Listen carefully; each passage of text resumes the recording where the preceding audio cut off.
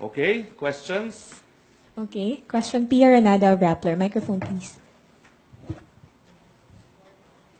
Sir, the decision by the OES that we can cover Malacanang, how does this affect the order earlier barring me from covering Malacanang I events? do not know about the order barring you. I have to clarify that the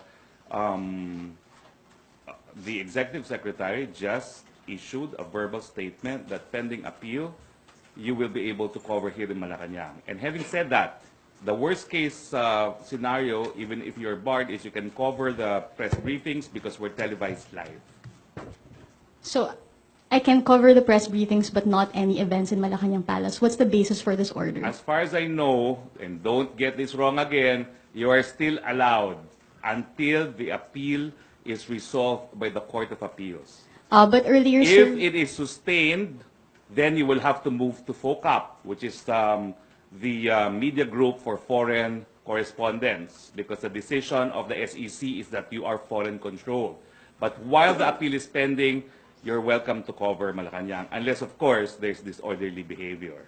so sir, because I was just told earlier before entering NEB that I can only cover NEB events but not Malacanang events, meaning I can cover the president's I see. speeches. I do not know about that, but all I know is that when the executive secretary was asked, we will continue to allow you to cover in the Malacanang press corps pending your appeal. Does that mean that that order from the PSG no longer stands? I do not know, because I'm telling you, that's what the executive secretary said yesterday.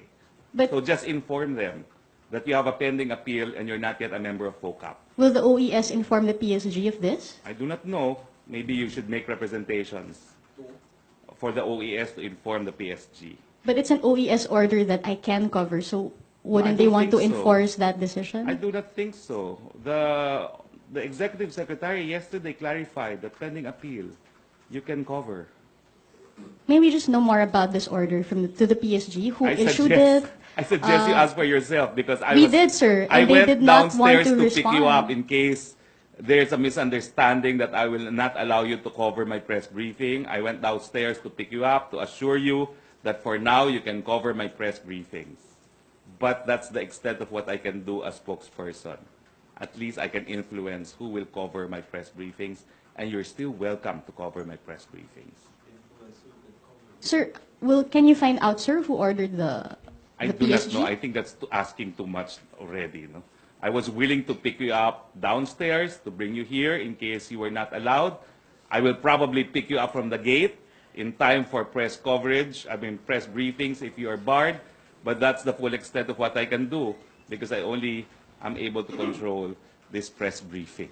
What do you think this PSG order says about Malacanang's commitment to press freedom? There's no denial of press freedom. We're televised. I'm just being barred from covering Malacanang events. No, you're not being barred because On no basis. you're number one. You're here asking questions. But I cannot enter Malacanang to cover the president's events later. Well, I do not know about that. That's absolute presidential security guard or security group discretion. But I do not know Am I a that there is security such threat? an order. Am I a security threat? I do not know. What I'm telling you is I do not know about the orders that PSG may have given, because I'm not connected with PSG. All I am confirming is you're welcome to cover my press briefings. Would it be the policy of Malacanang to bar reporters who publish unsavory reports from Malacanang? No, I don't think the issue is unsavory reporting. The issue is fake news. And pending legislation on who will be penalized for fake news, please understand that you're dealing with institutions that want also to promote the truth. One last question, Pia. Sir, the Senate hearing just confirmed all of our documents, the authenticity of our documents, and yet Malacanang calls it fake news. And Bongo himself said in his opening statement that his office endorsed the complaint to DND, and yet you call it fake news. May we know if it's the policy of this administration to call every single report it finds negative, despite vetted documents, as fake news? Well, we still maintain it's fake news because witnesses already clarified under oath that Bongo did not intervene at any time, and that was your conclusion in this press briefing. But sir, they also confirmed that the authenticity of documents, which showed his involvement.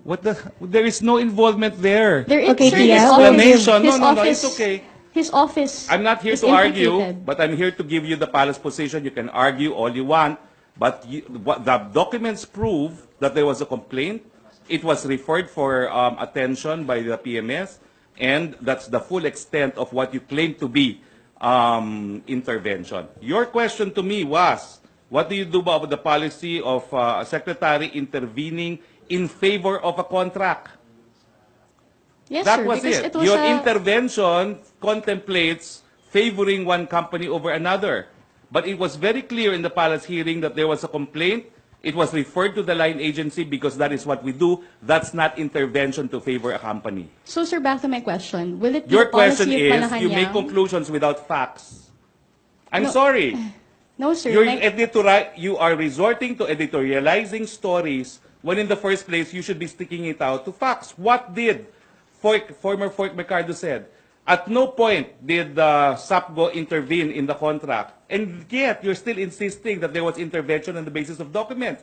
The document did not emanate from Bongo. Even the note says it did not emanate from Bongo. But, sir, the documents confirm that his office arranged the meeting. The document confirmed that they acted upon a complaint. Do you want? Under his Do you want? office. Wait a minute. Do you really want government to ignore official communication sent to it? Yes or no? My time to ask the questions. Did you want government to ignore that document? We're only trying to report the that's fact of it. the intervention. Yeah, but the thing is, you're already editorializing. You're already making a judgment that we were, or at least that SAPGO was intervening on behalf of a company. It was clear from the testimony. There was this communication which had to be referred, and you already called that intervention. You know, your story failed when the most interested party in this controversy, former Fork Mercado, belied your claim of intervention. That's why Malacanang said fake news. And we leave it to the people to judge who was telling the truth. Next Let's leave question. that point already. Rose because I can Novenario argue of till Hataw. kingdom come, and we would still have the